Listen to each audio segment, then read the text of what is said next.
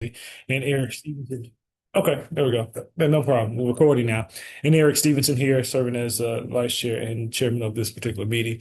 And we have, from public perspective, Mr. Kibble, Mr. Chet Kibble is here with us as well.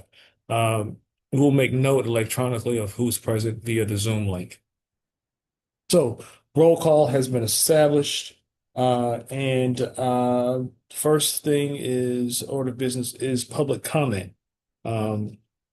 We have Mr. Chet Kibble here in person, so we'll allow his public comment first, and then I'll review and see if there's any comment online. Okay. I had intended to make copies of some of these letters, but the printer wasn't working, so I'll send them back to you. One of the letters that I have is from Janet Shipman, Shelby County Health Department, back in 2015. We wrote her discussing our concerns about lead. We met with her.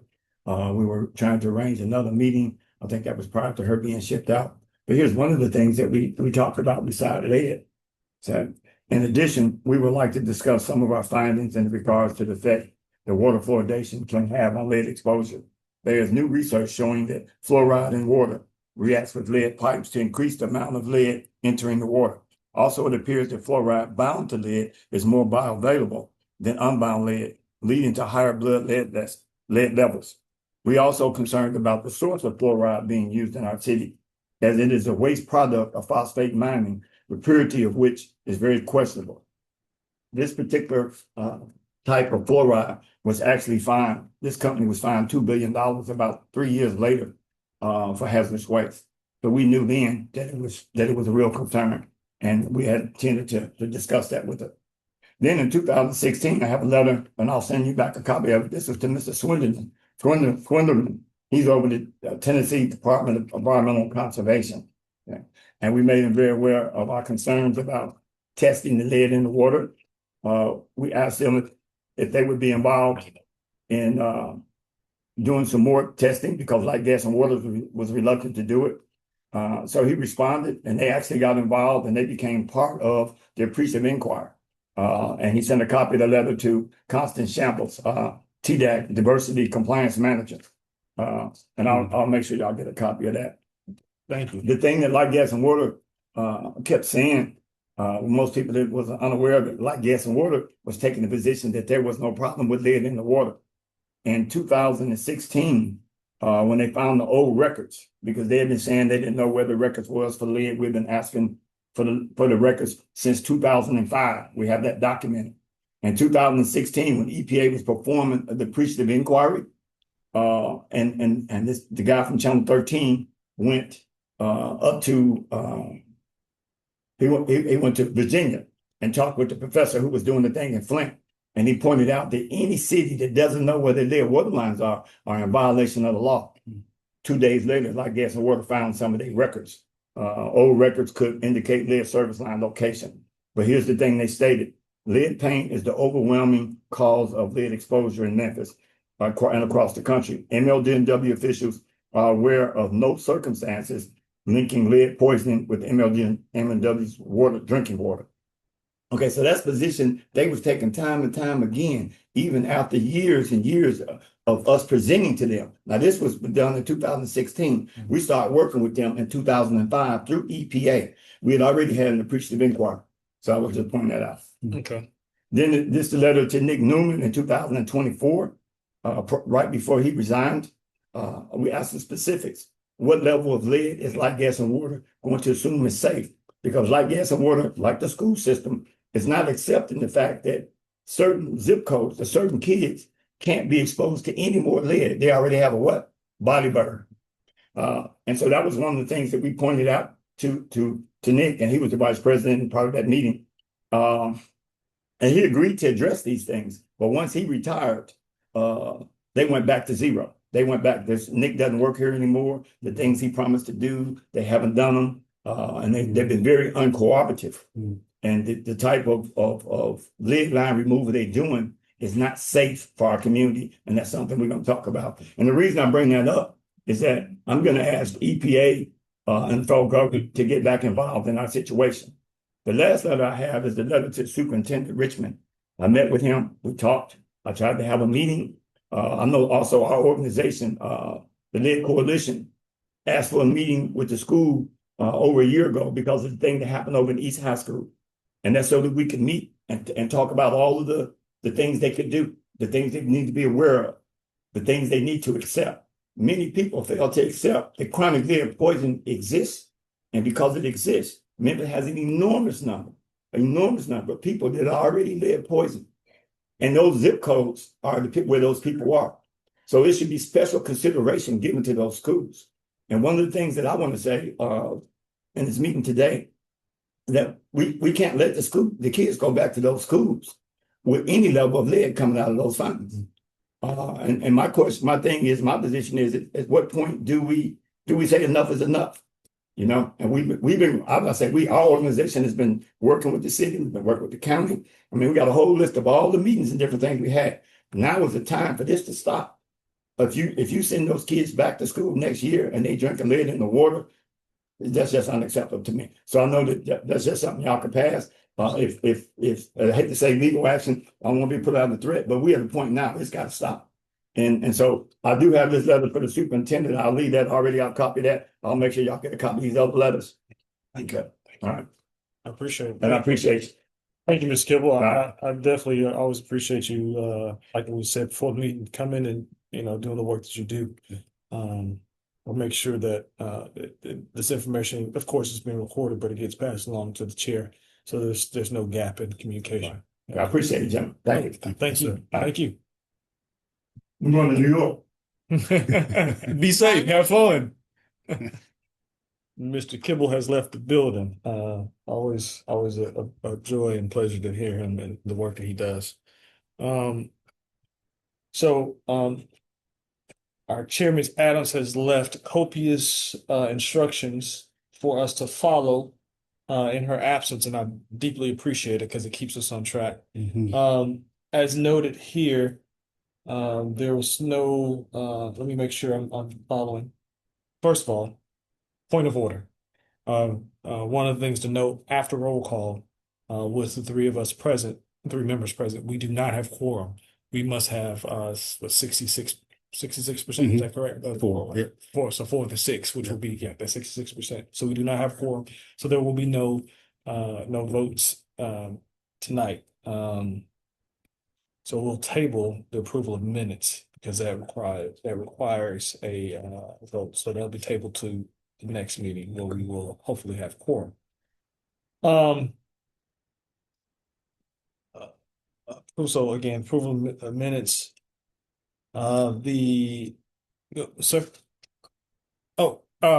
Virtual. So as I understand, I believe the adherence of virtual comments might need those. Virtual comments, as I think it's noted here, I think they must be received beforehand. I don't know if there's any. Gotcha. And so, per Ms. Adams' notes, no virtual comments were offered. Gotcha. So, yeah. Okay. I'm gonna read here too, what's here before we move on to officer nominations. If I'm doing this right, and if I'm wrong, please correct me, y'all.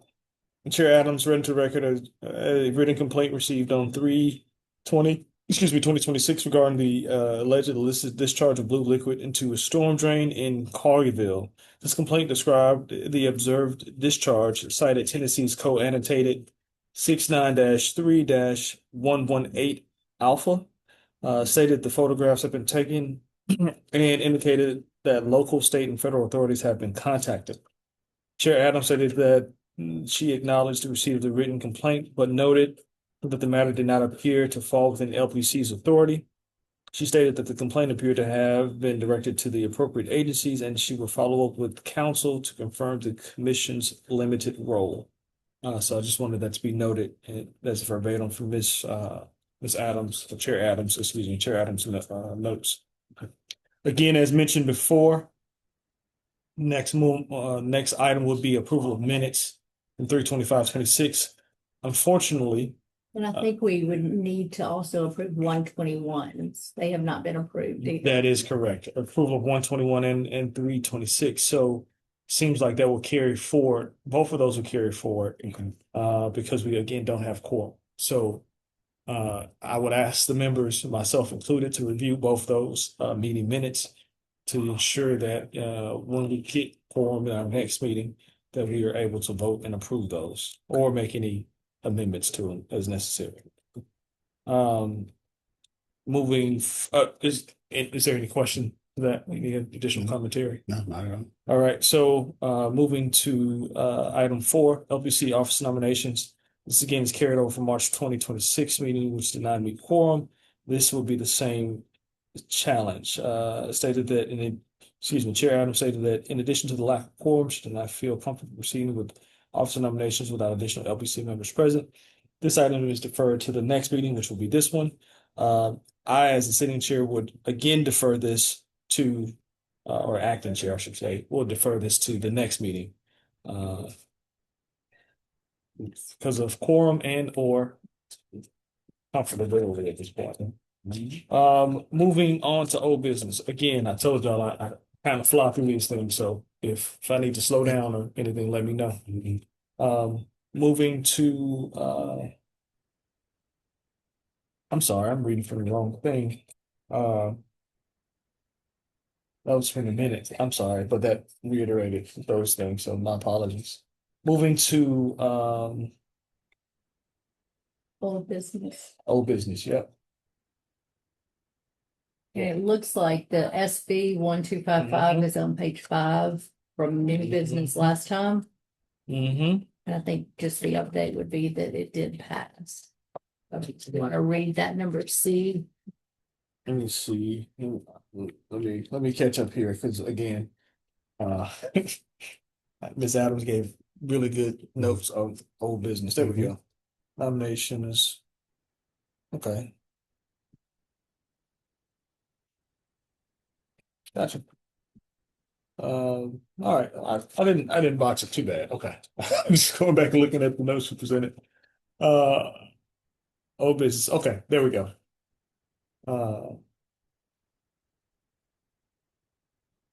SB, yes, you're right, Ms. High, SB 1255 and House Bill or HB 1369 passed. The bill originally called for mandatory blood lead level testing of incoming kindergarten students and pregnant women on WIC. But to avoid the bill failing with a fiscal note that would require the governor to allocate from his budget, the bill only mandates education on lead poisoning prevention to women receiving WIC services, e.g. BLL testing, nutrition information regarding existing wraparound services. The other portion of the bill will be brought forth on the next legislative session in 2027. The bill is highly bipartisan and not opposed, so we look forward to that. Old business item B, contractor fines regarding East High School. The contractor was fined $15,000, lower than the previous assessment, specifically for asbestos. There is still no clarity regarding penalties for lead paint. The LPC chair is working to seek additional insight and will report back when made available and update each LPC meeting until it's resolved. Let me go back to both point A and point B. If there's any commentary or any additional things to be added from either member present. Okay. I just want to make sure that our voices are heard. Hearing none, I will move on to old business item C. Shelby County Plumbing Ordinance. The ordinance is ready to head to County Commission Committee for the first reading after receiving the final green light from the MLGW. The LPC chair inquired today and will provide updates during the next LPC meeting. Any comments or any additional items on that? Okay. Moving forward to item D, Memphis City Budget Blight Ordinance, reference page 37 of the ordinance. This item will be tabled until the meeting takes place. LPC had scheduling conflicts. However, Councilwoman Green's team has been responsive. So that's a positive. Mhm. Any comments there? Okay. Uh, MSCS lead mitigation policy regarding construction.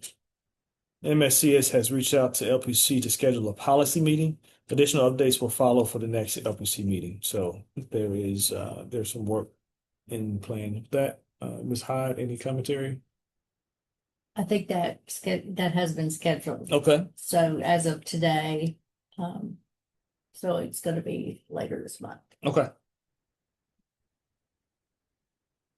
I'll just make note of that. For late June. Thank you for that update, Ms. Hyde. Any additional comment? Okay. Item F, the biannual report 2025. Ms. Adams will submit a public records request to the state for the municipal testing results. However, MSCS remains the top leader in the county with providing transparency upon request regarding aggregate testing results. So that's something to be noted. I appreciate their transparency in that. Any additional commentary there?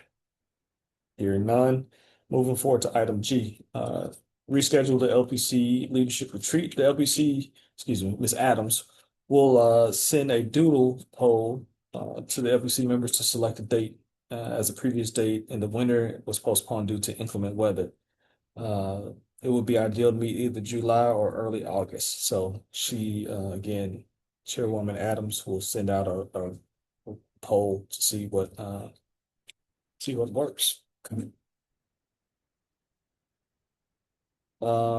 Again, I just want to take a second because I know I push through these things. If there's any commentary or anything to be added to any of those, please feel free to do so.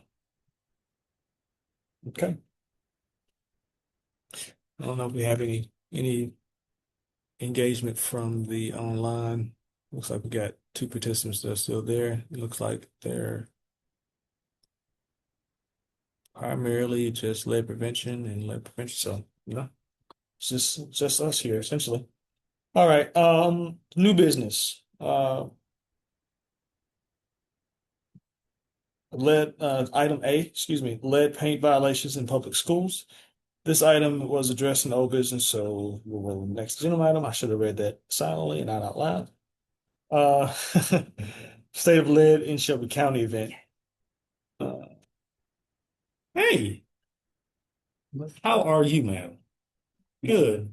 Let the record reflect that Miss Ariel Gibson is here to engage with us. So always good to see you. We're on item B of new business.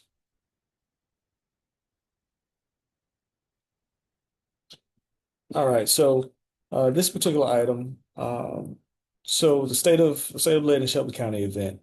Do we have any specific particulars of this? I don't have anything in front of me right now, but I assume Looks like it's a brainstorm. yeah, it's a brainstorm about, but I don't know if we have already established dates of when it was scheduled to happen or anything like that. Do we know? I don't know if anything. We are having an HHP meeting tomorrow, which is gonna give some updates on a lot of lead items. And maybe based on that, we can discuss who needs to be at the meetings. What kind of topics from tomorrow may Okay. be relevant to what we need to, dive in deeper on. So we're a day early, essentially. We're having more information. We're a day. Okay. Okay. What about you, Mr. Wood? No, nothing to add on that. Okay. Okay. I don't have anything specific or particular to add. The one thing to note is that we need volunteers. Hmm. So I guess we should be thinking about our pool of resources and folks to volunteer for the event once we have more Yeah, specifics. and I wonder if we're gonna look at it being during lead week again. I think that's October, maybe. yeah, I think that's traditionally what has Yeah. been happening. That's typically in October Mhm. during lead week.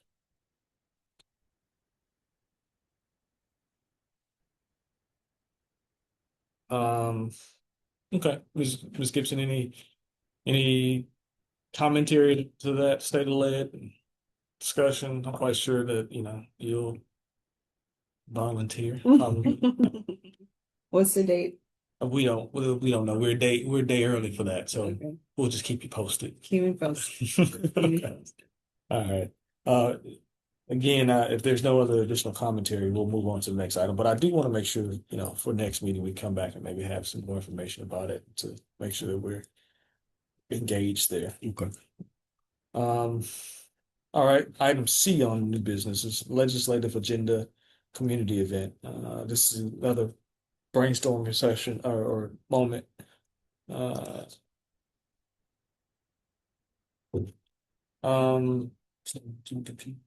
So I think we kind of talked about it a little bit in the last point. I guess the timing that typically we've done it during Lead Prevention Week, right? Uh, Rallying around the legislative agenda associated with lead prevention. Any thoughts there?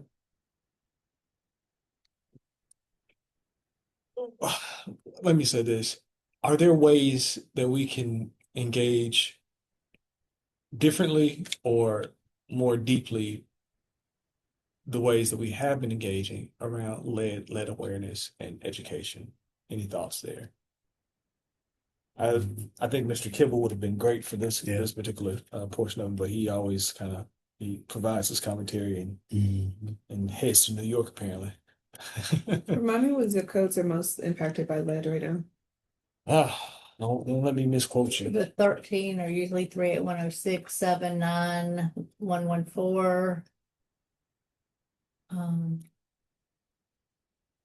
They're the 7-11 that really impact everything with energy burden, lead, school performance, it's just things, zip codes. Do they correlate with kind of ranking in poverty as well? Yeah, Are those ranking same- poverty, those yeah. same ones? Yeah. So the zip codes with the highest level, And I'm sorry.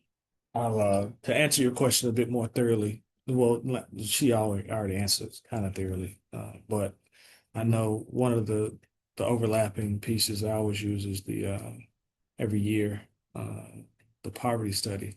Okay. That is always done by the University of Memphis is always a good indicator of kind of where we are.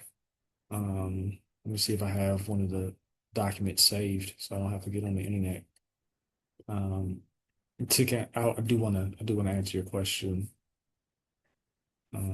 as best as possible. Let's see. I think Sharon named a few of these, but South Memphis 38, 109, 106, 108, 114, and 38126. This is per MLK article.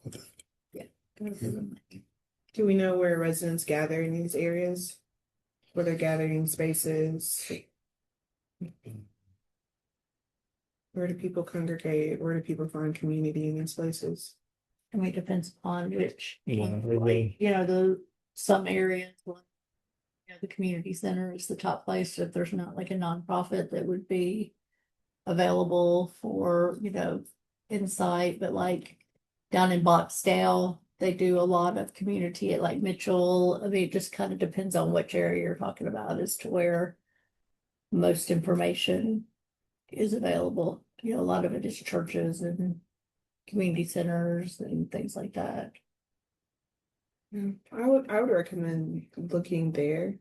Barbershops, beauty shops. A lot of people in some neighborhoods gather at gas station. Yeah, we've done a lot of Latricia's done a lot of outreach at barbershops where we did a lot of lead outreach, as like back to school events where they're cutting the kids' hair and then they're getting a lot of information on men's health having to do with lead. Yeah. So, we've done a lot of the different areas, but for this like state of lead, I think it would need to be like a bigger place that would encompass almost like we've done over at Broad Street or one of the bigger churches or something like that, where it wouldn't be so pinpoint to one community since it would be citywide. Yeah. Citywide event. Yeah. You just gotta figure out how to get your target populations, the people there.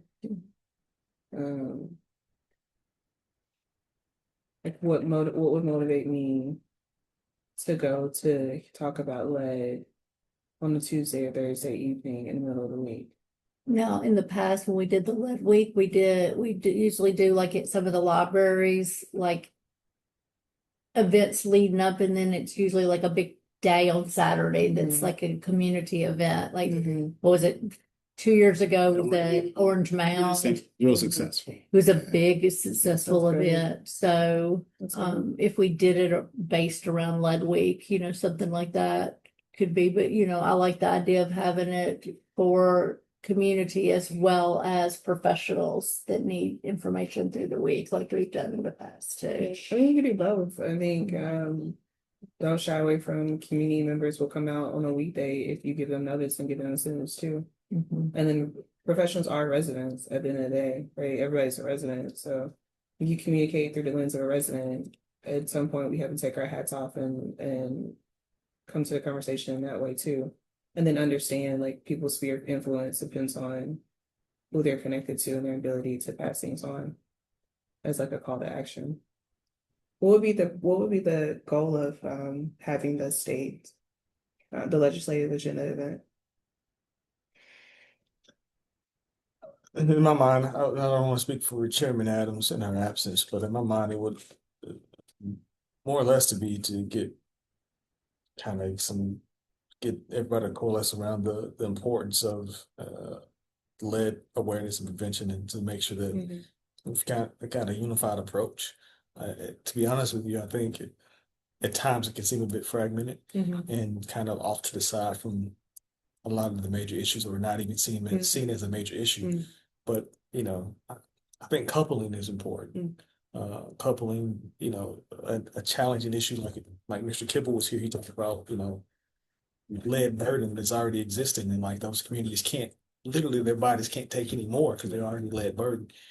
But coupling that with things that are already kind of awareness is there, but making sure that you kind of put it on a pathway or a flight to be seen as an issue with a lot of issue with a lot of gravitas as well. So that for me, that would be the agenda, to make sure that it's brought to the forefront properly. Because I think honestly, we've been doing this work for a while, but I don't think it always gets the awareness and the gravity that it has. No pun intended, with lead being something that being in the blood, but sincerely, I think it's important. Yeah. But I really, really liked your idea, or not your idea, but you're pointing out that people need at gas stations in some communities. And that's something that made perfect sense when you said it, but something that as we put our professional hats on and we move into different neighborhoods with different places, I'd forgotten about that. I've not seen it, but I think that's a key place if we're not using it to start to think about approaching folks. I'm thinking about driving through different parts of this community and really seeing folks gravitate towards those places like an unofficial meeting place. Yeah, if nothing else, that was a takeaway for me. Going back to is the most affected lead zip codes is 38126 and 127, one of those on that list. I think I saw 126. I've seen 127 on other lists. I don't see it on here. Of course, 106 is one of them, correct? Yeah, it is. Hey, how are you? Hello. Good evening. Do we now have a quorum? That one. Think so. Yeah, okay, cool. So To see if I can share the county data. It's the 2020. From Tennessee. Survey the code.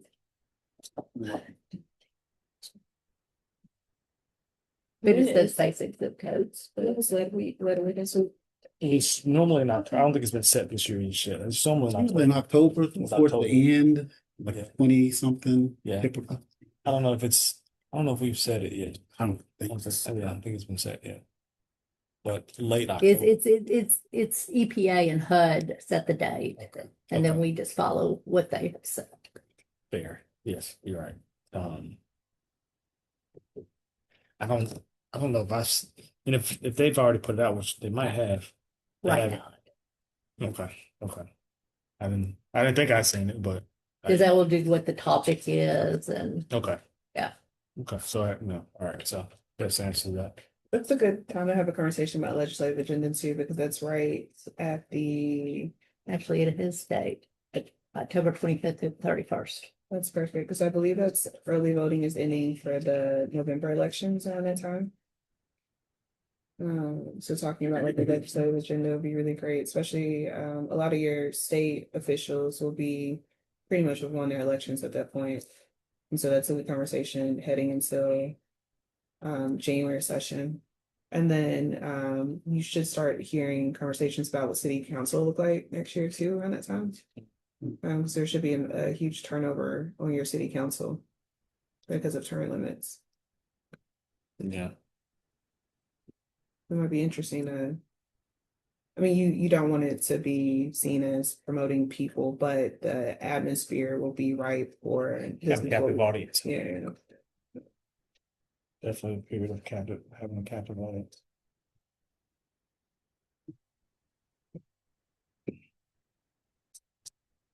Okay, any additional conversations surrounding that?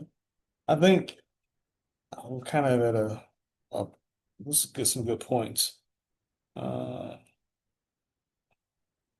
think the main thing is if we know they're led with kids, I think it's probably the time we should be planning to engage there.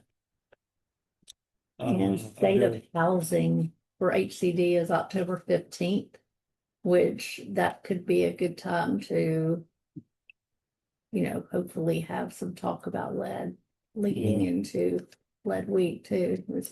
That's October 15th, state of housing in Memphis. Mayor Young just committed to how many housing units by 2030? It was like 10,000 or something. 10,000 units. Have y'all talked to him about ensuring that they're all lead free? I mean, I would assume they would be, but like that being like a marketing tool, even though they'll probably be built lead free, but like saying, yeah. And Well, there's no way to build them not lead free now. Right, yeah. So any new housing, you're not, Yeah. it's pre-78 housing. But Yeah. it'd So be it'd be good marketing to also attach to it, even though it's an obvious thing that will happen. Like, how do you integrate this into like everyday language in front of people all the time? And just promoting like how these houses will be better for the environment anyway. Right. I guess to Sharon's point, you're right. I think even in housing and real estate, this 1978 lead paint act is Mhm. what kind of initiates that. And the rules around piping, remodeling piping and things like that mitigate a lot of that. Mhm. But to your point, I think it would be a good time to have a discussion to say, hey, we're building these new housing, Mhm. lessening the overall Mhm. lead burden in our community. Right. Kind of a way to pivot is, Yeah. into hey, we do still have a lead Yeah. issue and lead burden issue in our community. This new housing helps shift us away from Yeah. that. That's You it. stay relevant in all this Yeah. so that you don't have to. I'm just thinking like, how do you overcome people not seeing lead prevention being really important, like a key Right. issue, like they see everything else. And I mean, the easiest way to get that route is keeping it top of mind and as many conversations as you can, as it makes sense, as it's related to it. Yeah, and we've been doing this 30 years, and that's the $1 million question. We've Yeah. done buses, we've done billboards, we've done news, I mean, if it could be done, we have done it. And, you have events and 2 people show up, or that's the $1 million question. How do you get people really to take action and understand it? Because we're talking the same talk since our first grant was 1993. Yeah. I've been doing this since 1993, and it's the same conversation, and it's the same voices and the same people talking about it. Yeah. And we've tried everything. So, what do we do? We keep looking at the back and looking at letters that were from 2015. That doesn't solve anything. We have to look at new stuff, new people, not what didn't happen, but how do we move forward now?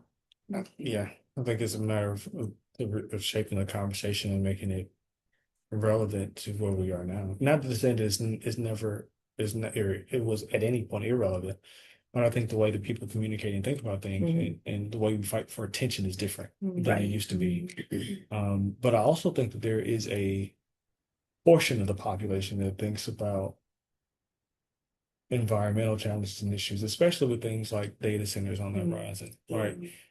Which is a completely separate and different issues. I'm not trying to merge the two, but I think that because you have a prevalence of such a behemoth challenge in the communities, in our community and other communities, you also now have more awareness about environmental hazards such as lead, and that maybe there's a way to dovetail those things into it, so that it's like, hey, yeah, we've got this great water that's being used for this purpose, and we've got these energy challenges and crises that are going on, and we also got lead issues. So kind of you can speak to some of the environmental issues with a captive audience. And I kind of hate to say, but with new tragedies, or not tragedy, maybe I shouldn't capture it that way. With new issues, you kind of can come back and readdress the existing or legacy issues that we've had for a long time. So that may be a way to think about it differently.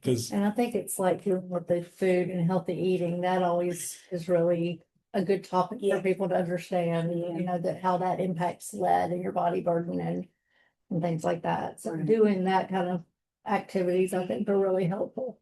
Because I think the event, the one we did prevention lead week we did last year, it was our first year. But I think it was very well received. It was, especially by my community members, even with the youth, just asking questions about what is lead, all of those things.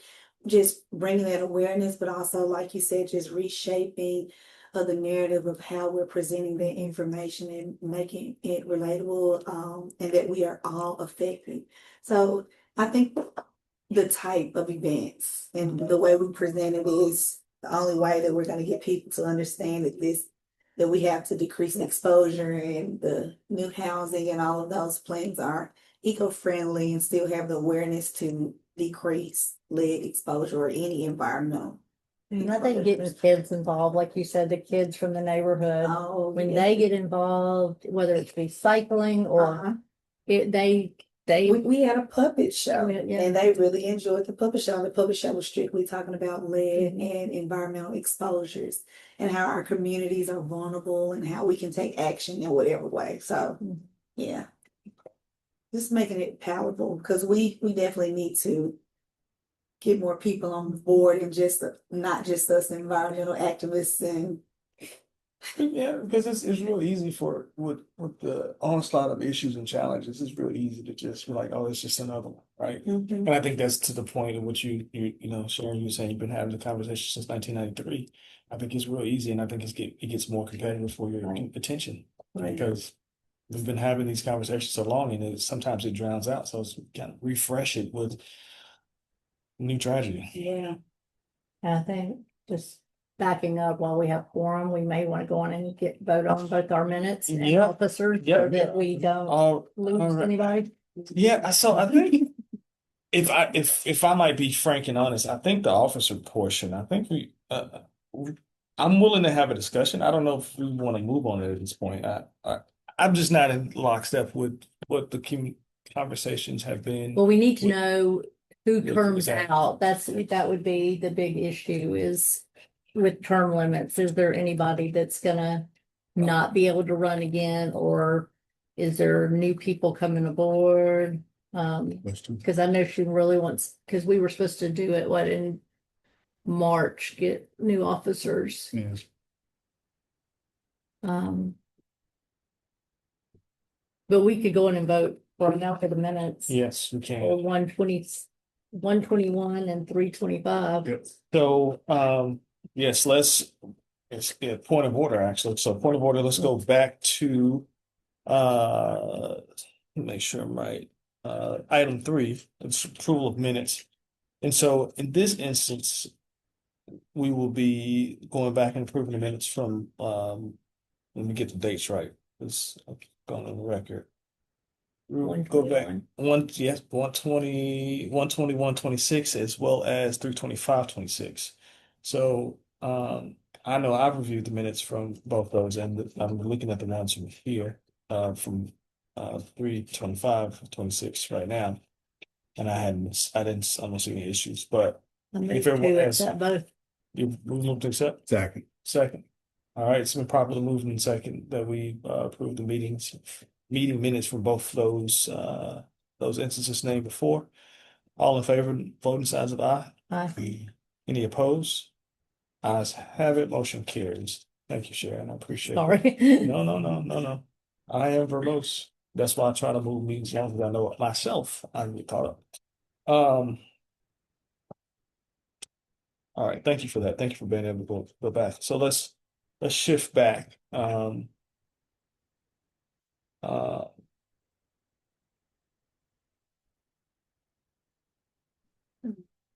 not sure if they're on old business or new business, but I am eager to hear updates about East High School. We moved past that, but Okay. I will definitely go back, and this Adams left a series of notes. I'll definitely go back post meeting and kind of update you on that. Just for the sake of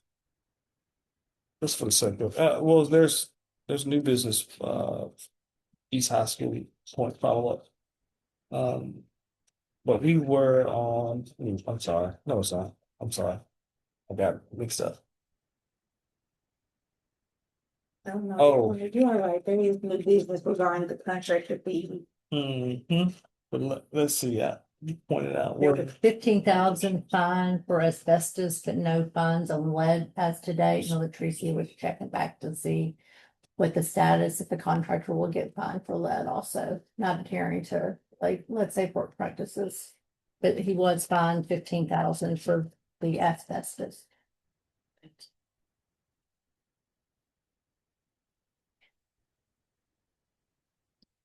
All right, look, Matthew, thank you for bringing something to my attention. So since we have quorum, we are going to go back to item number 4, which is LPC Officer Nominations. What I will say is we're going to open, as the presiding chair, we're going to open the floor up for officer nominations. I think there are some challenges and issues with, I know there's some challenges with Voting for it. well, people who have turned Yeah. out, yeah. But I don't know if we come to a conclusion about who and what terms, but I think we need to, so we're in compliance, we need to have some nominations. So the positions that are open, and I'll go back and repeat every one of them. Positions that are open are chair, vice chair, secretary, and parliamentarian. I mispronounce that. And I will take nominations one at a time for each one of these roles. So we'll start at the top. Nominate Latricia Adams to remain as chair. Okay, we'll hear the nomination. We'll have to go back and. I think one of the challenges might be term limitations. I think that might be an issue of the bylaws. Well, I got the bylaws here. I saw somewhere in there, Eric where was talking about term limits, and I think the max is like 10. Yeah. Ultimately. Okay. I think we're all okay. Okay. I think they asked for 3 at 3, and then consecutive came up, and then I saw 10 at the end, max. Okay. Thank you for bringing that to my attention. And I think these would just be nominations that would sit Yep. for till the next meeting, and then we could vote on nominations. Sounds good. Right? All right. Thank you again. Keep me on track. I appreciate it. So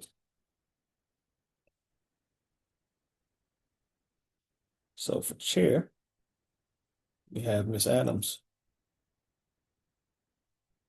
Are you still interested in remaining as vice chair? Because I will nominate you to remain as vice chair, and I will nominate you to remain as secretary. I think I have someone in mind for that. Okay.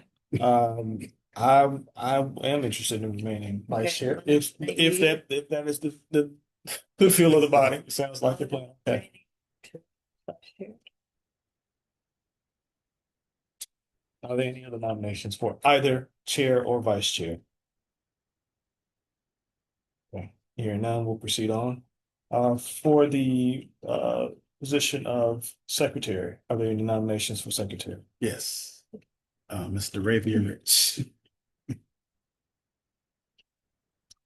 Second. All right.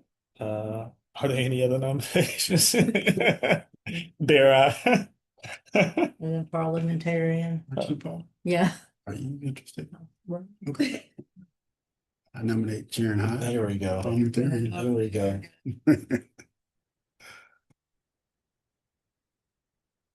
Okay. So, purposes of the record, we have the current nominations on the floor that have to sit and be reviewed over the next 30 days and understand. Our for chair, we have Ms. Tracy Adams. For vice chair, we have Eric Stevenson. Secretary, DeRavia Rich. I feel like I've mispronounced names and I don't want to do that. Okay. I want to honor folks' names. And Sharon Hyde as parliamentarian. All right, is there any other? Okay, all right. Make sure this, so that will become the slate, if uncontested, that will become the slate that we will likely vote on next meeting. All right, thank you so much. There are no other, if there isn't any other discussion on this topic, we'll move back into the normal pace of the agenda. All right. Hearing none. All right. Moving forward. Oh, actually, let me stop, go back. Because my parliamentary procedures. Because we have to vote on this late. Okay, so hearing, I'll do it again for the record. For the positions of chair, vice chair, secretary, and parliamentarian as chair, Mr. Tracy Adams, vice chair, Mr. Eric Stevenson, secretary is Ms. DeRavia Rich, parliamentarian Ms. Sharon Hyde.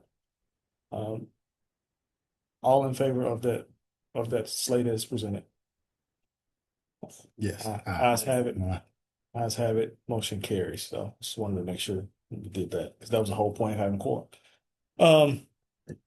Okay, now we'll move back into the normative set of the agenda. We were at, again, thank you for keeping me honest, man. You're pretty good secretary. You keep me. Got some shoes to fill at that time. You'll be just fine. All right, so the item D is going to be led in healthy housing conference proposal. I'm gonna table this item at this time. We're gonna table it until next meeting. If that is fine with the body. Okay. Those are all of the new business items. Take as the acting chair, take a point of personal privilege, which you can do at times. Want to make sure that everybody that's present, again, Ms. Gibson, do you have any items that you'd like to discuss or anything that is of concern? I am here because I am seeking a legislative seat and want to make sure I'm informed in as much as I possibly can be. I think we need to focus back on quality of life, and this is a really important quality of life. So I'm happy to be here. Thank you. I appreciate that. Any members, Mr. Woods? No, not at all. Actually, I did get this memo. I don't know if I did clear with Latricia, and she's aware of it. So MLG&W is replacing lead galvanized water lines for free, but you have to go to a link. And maybe that might be something that she was going to bring up. But it's mlgw.com/PSR. My boss actually sent that in Teams. And again, that might be something. I might be jumping the gun. Latricia may be bringing that up. PSR. Yes, ma'am. Is that the same information that Ursula Mann shared with us in our last letter? I think so, yeah. So yeah, I think that's that. Between the 42-40 line. Okay.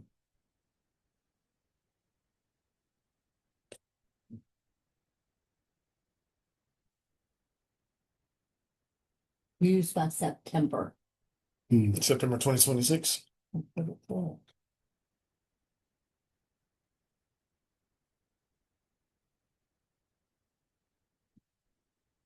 Thank you for that. Yes, ma'am. All right, thank you. I appreciate it. Any additional items or commentary? Okay, hearing none, I'll move forward. Normally we have item 8 is announcements. There's nothing that is there. And seeing that there's nothing there, we'll move to item 9, which is adjournment, which you don't need a vote for. So meeting adjourned At 6:58. at 6:58 p.m. That is good timing.